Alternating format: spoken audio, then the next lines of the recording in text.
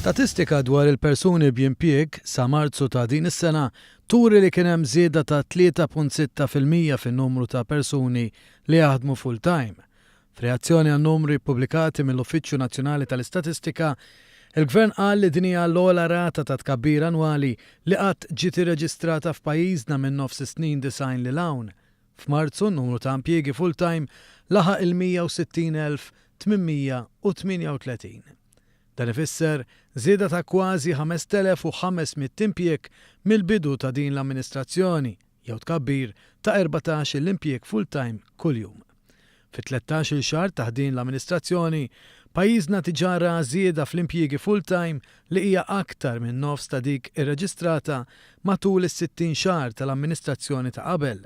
Fl-ewwel 13 xahar ta' din l-amministrazzjoni, in-numru ta' impjiegi full-time mas-settur privat żdied bi kważi 3,600 jew 9 impjiegi aktar kuljum.